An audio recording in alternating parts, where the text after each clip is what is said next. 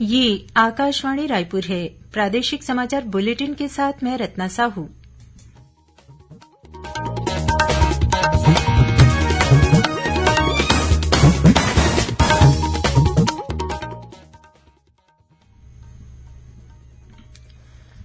और अब पेश है आज के मुख्य समाचार। प्रदेश में आज से बेरोजगारी भत्ता योजना शुरू। पात्र युवाओं के बैंक खातों में हर माह 2500 रूपये अंतरित किए जाएंगे। राज्य में सामाजिक आर्थिक सर्वेक्षण का कार्य आज से शुरू हुआ। मुख्यमंत्री ने सर्वे दल को हरी झंडी दिखाकर विभिन्न जिलों के लिए रवाना किया। केंद्रीय स्वास्थ्य मंत्रालय ने प्रदेश के 3 शासकीय अस्पतालों को राष्ट्रीय गुणवत्ता आश्वासन मानक प्रमाण पत्र प्रदान किया। और बीजापुर जिले में माओवादियों के साथ हुई मुठभेड़ में पुलिस ने 2 से 3 माओवादियों के घायल होने का दावा किया। दंतेवाड़ा जिले में माओवादियों ने यात्री बस को आग लगाई।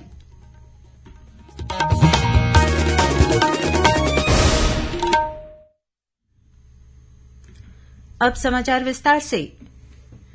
प्रदेश में आज से बेरोजगारी भत्ता योजना की शुरुआत हो गई है। मुख्यमंत्री भूपेश बघेल ने रायपुर में इस योजना का शुभारंभ किया। इस मौके पर उन्होंने 4 पात्र युवाओं को बेरोजगारी भत्ता स्वीकृति का आदेश प्रदान किया। मुख्यमंत्री ने कहा कि बेरोजगारी भत्ता देने के लिए उन्होंने विधानसभा सत्र के दौरान घोषणा की थी और आज वित्तीय वर्ष के पहले ही दिन उसे लागू कर दिया गया है। उन्होंने कहा कि 1 अप्रैल से बेरोजगारी भत्ते के लिए पंजीयन की प्रक्रिया शुरू हो गई है।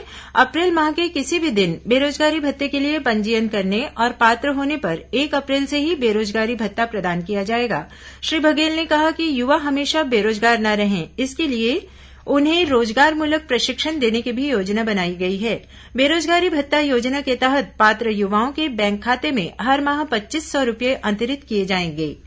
बेरोजगारी भत्ता के लिए आवेदक को छत्तीसगढ़ का मूल निवासी होने के साथ ही उनकी उम्र 18 से 35 वर्ष के बीच होनी चाहिए। आवेदक को मान्यता प्राप्त बोर्ड से कम 12वीं कक्षा उत्तीर्ण होना तथा प्रदेश के किसी भी जिला रोजगार और स्वरोजगार मार्गदर्शन केंद्र में 2 वर्ष पुराना पंजीयन होना जरूरी है। वहीं आवेदक के परिवार की वार्षिक आय 2.5 लाख रूपये से अधिक नहीं होनी चाहिए।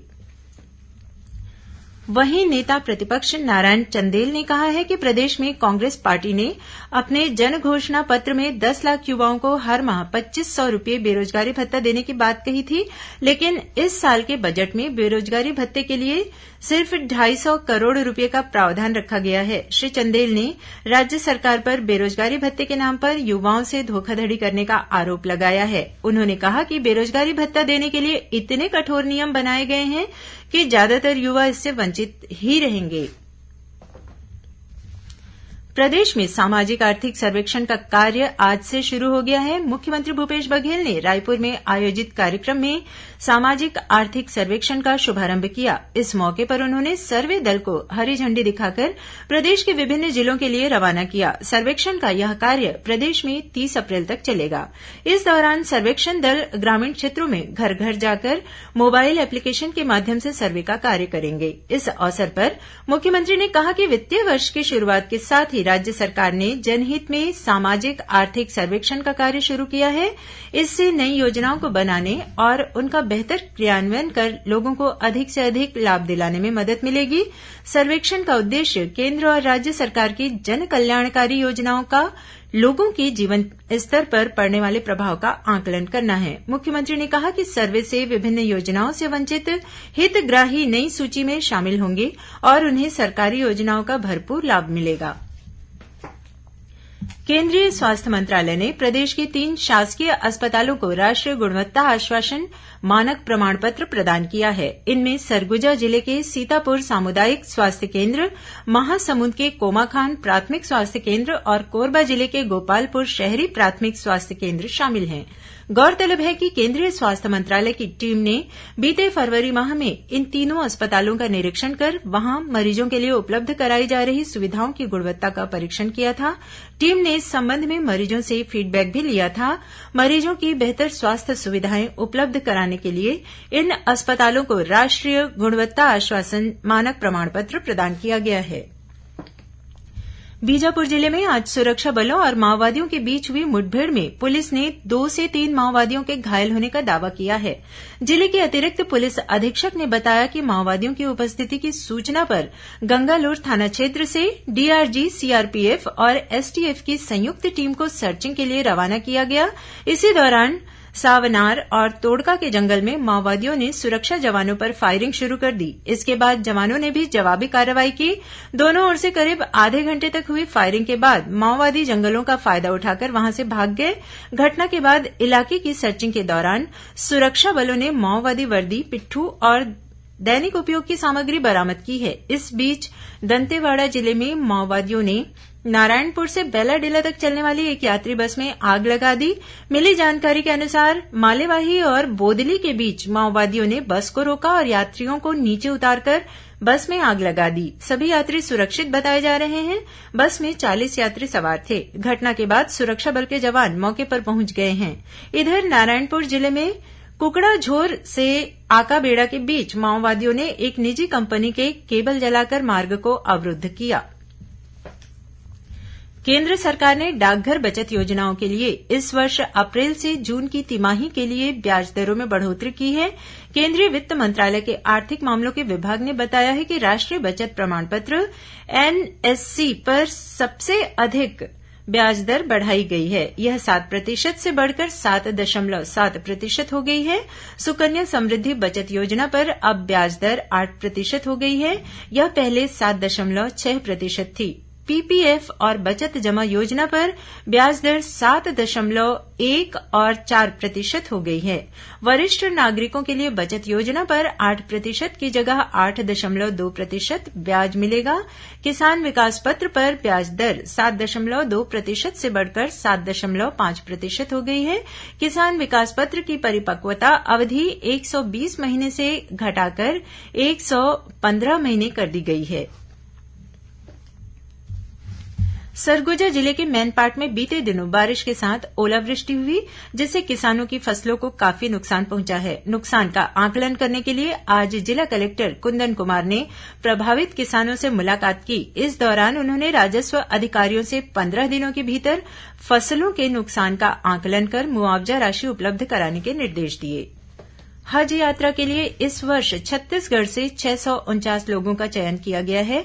यह जानकारी छत्तीसगढ़ राज्य हज कमेटी के चेयरमैन मोहम्मद असलम खान ने दी है। उन्होंने बताया कि राज्य को कुल 649 सीटों का आवंटन सेंट्रल हज कमेटी ने रैंडम डिजिटल सिलेक्शन के आधार पर किया है। इनमें 327 पुरुष और 322 महिलाएं शामिल हैं। चयनित हज यात्रियों की सूची हज कमेटी ऑफ इंडिया और राज्य हज कमेटी की वेबसाइट पर उपलब्ध है। प्रादेशिक समाचार आप आकाशवाणी रायपुर से सुन रहे हैं। छत्तीसगढ़ की खबरों से है आपका वास्ता और खबरों की विश्वसनीयता से है हमारा वास्ता। आकाशवाणी समाचार रायपुर के प्रादेशिक समाचार बुलेटिन के साथ ही हमारे समसामयिक कार्यक्रम आप रेडियो के अलावा अपने मोबाइल पर भी सुन सकते हैं। आकाशवाणी समाचार फेसबुक, ट्विटर और यूट्यूब पर भी उपलब्ध है। हमारा Facebook page Chhattisgarh news on AIR, Twitter handle CGAIR news और हमारा यूट्यूब चैनल है छत्तीसगढ़ AIR न्यूज। तो अब रेडियो के साथ ही आपके मोबाइल के जरिए भी हम पहुंच रहे हैं आप तक। छत्तीसगढ़ की हर खबर के लिए सुनते रहिए आकाशवाणी समाचार।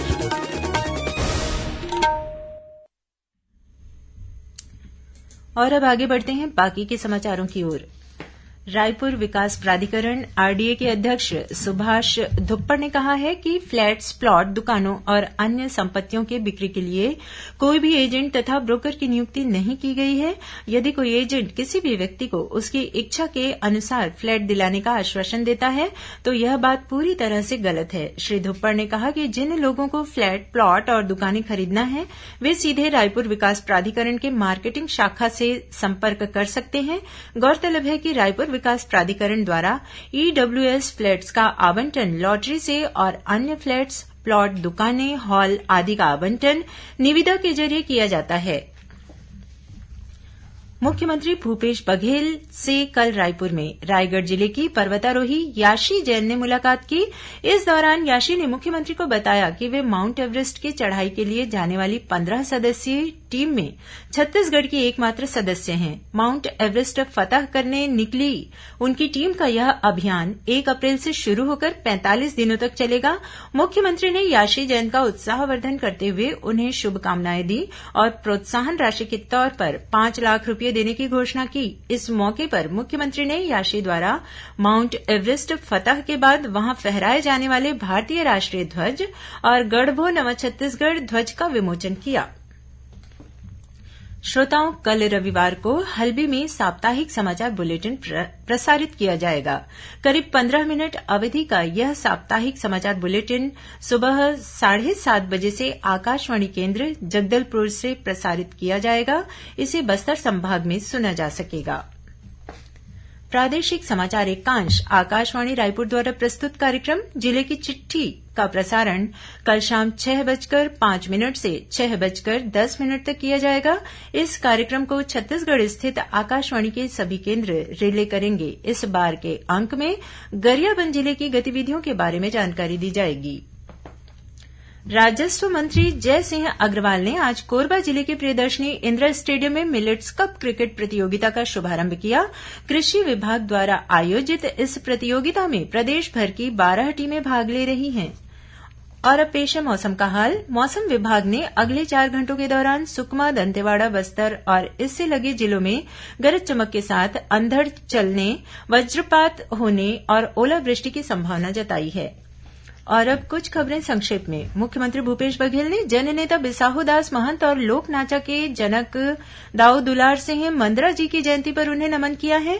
मुख्यमंत्री भूपेश बघेल ने आज रायपुर के चौबे कॉलोनी स्थित महाराष्ट्र मंडल के नवनिर्मित भवन का लोकार्पण किया। इस मौके पर मुख्यमंत्री ने महाराष्ट्र मंडल के पदाधिकारियों की मांग पर भवन के लिए 25 लाख रूपये की मंजूरी दी। रायपुर जिले के तिल्दा नेवरा में बीती रात करीब 6 लोगों ने घर में घुसकर एक ठेकेदार की हत्या कर दी।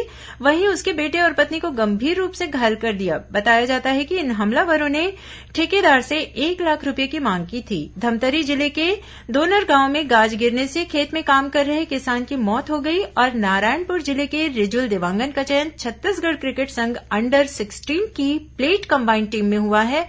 उनका चयन रायपुर में बीते 24 मार्च से आयोजित 7 दिवसीय विशेष प्रशिक्षण शिविर के दौरान किया गया। अंत में मुख्य समाचार एक बार फिर।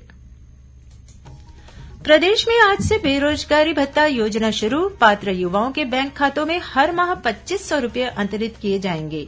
राज्य में सामाजिक आर्थिक सर्वेक्षण का कार्य आज से शुरू हुआ। मुख्यमंत्री ने सर्वे दल को हरी झंडी दिखाकर विभिन्न जिलों के लिए रवाना किया। केंद्रीय स्वास्थ्य मंत्रालय ने प्रदेश के 3 शासकीय अस्पतालों को राष्ट्रीय गुणवत्ता आश्वासन मानक प्रमाण पत्र प्रदान किया। और बीजापुर जिले में माओवादियों के साथ हुई मुठभेड़ में पुलिस ने 2 से 3 माओवादियों के घायल होने का दावा किया। दंतेवाड़ा जिले में माओवादियों ने यात्री बस को आग लगाई। इसी के साथ प्रादेशिक समाचार बुलेटिन समाप्त हुआ। नमस्कार।